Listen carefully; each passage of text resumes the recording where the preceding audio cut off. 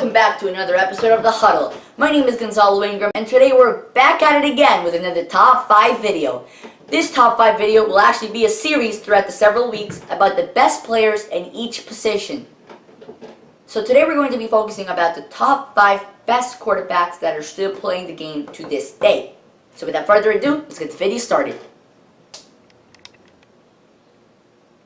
Alright, coming in at the number 5 best quarterback that still plays the game today, drum roll please, Russell Wilson.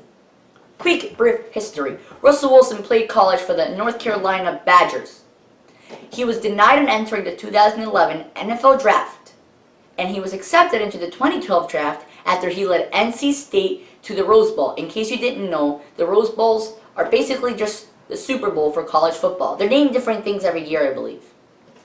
Now, Russell Wilson, because of his height, a lot of critics say that that's why he was put at the 3rd round pick. His height is 5'11". He is the shortest quarterback to be playing the game to this day as of right now. Russell Wilson was chosen by the Seattle Seahawks in the 3rd round as the 75th pick overall in the 2012 draft.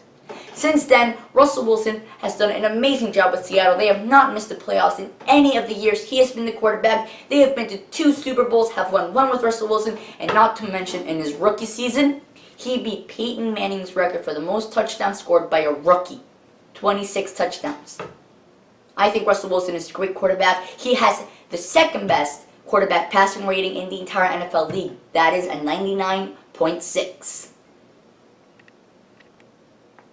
Coming in at number 4, drum roll please, Cam Newton. Cam Newton played college for Auburn, where he led them to the Iron Bowl. After being down 24-0 against Georgia, he came back and they won the Iron Bowl 28-27. Looks like Georgia was acting a lot like the Falcons. Am I right, Matt Ryan? In the arms of the angel, fly. Alright, the last 3 quarterbacks left. Coming in at number 3, drum roll, Dak Prescott. History time. Dak Prescott played college for Mississippi State. He was not a starter until 2 years later, in 2014. He led the Bulldogs to their amazing season, amazing record, and while he was at it, he broke 10 school records. That's amazing. Now you think a guy who broke 10 school records and only playing for 2 years in college would have probably gone somewhere around the 1st or 2nd round? Well, if you're a true NFL fan and you watched the 2016 NFL Draft, you know Dak Prescott was not drafted till the 4th round by the Dallas Cowboys as the 135th overall pick. As you all know, Dak Prescott ended up leading the Cowboys after Tony Romo got injured in preseason.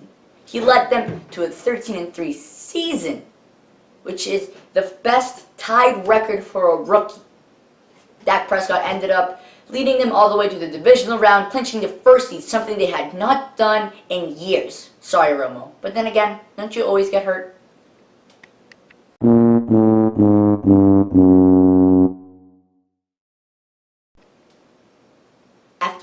After Dak Prescott's first playoff game, they lost to the Green Bay Packers 31-34, a 51-yard field goal which Mason Crosby nailed in the last 3 seconds of the game.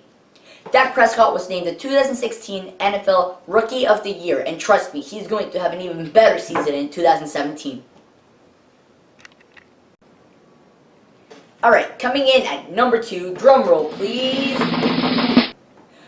Ben Roethlisberger. History time.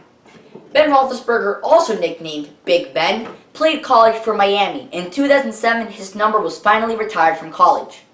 Big Ben entered the 2004 NFL Draft, where he was drafted in the 1st round with the Pittsburgh Steelers as the 11th overall pick in that year's draft. Big Ben in his rookie season led them to a 13-3 season, which was good enough to clinch the 1st seed in the AFC, but not good enough to make it to the Super Bowl. They lost to that year's Super Bowl champions, the New England Patriots, in the AFC Championship. 41-27 was the final score. He was named the Rookie of the Year. In his next following season in 2005, he led them to a Super Bowl victory against the Seahawks. The final score 10-24. He was, and it still is, the youngest quarterback to have ever won a Super Bowl. Ben Roethlisberger also won another Super Bowl in 2009 against the Arizona Cardinals, led by this year's Hall of Fame quarterback, Kurt Warner. They ended up winning that Super Bowl 24-21. The next Super Bowl he was in, they lost to the Green Bay Packers. Alright, it's time. The number one best quarterback that still plays the game today. I think it's pretty obvious who's going to be number one. Drum roll! The GOAT, Brock Osweiler. I'm just kidding. Sorry, Osweiler.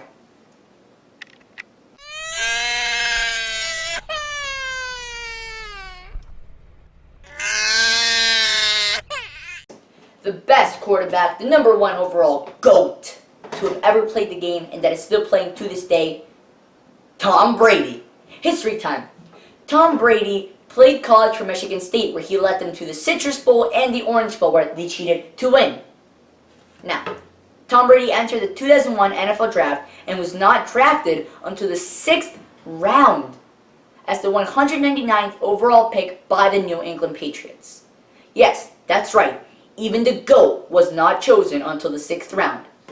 But since then, you guys know how the story goes. Tom Brady cheated to win 5 Super Bowls, and he was like, well, you know what? I can't win every Super Bowl I'm in, because then it's going to be obvious that I'm cheating. So you know what? Let me just lose to the Giants every single time we meet up in the Super Bowl. So that way things don't get too suspicious. Am I right, Brady?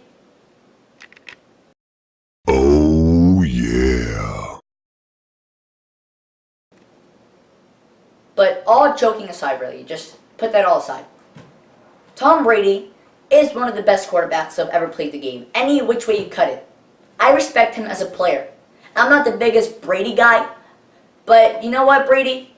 You are the GOAT, so you deserve to be number one on the list. Well, that is it for this episode, guys. If you enjoyed, please leave a like, comment, and subscribe. And as always, have a good rest of the day. And I'm Gonzalo Ingram, and thanks for watching The Huddle.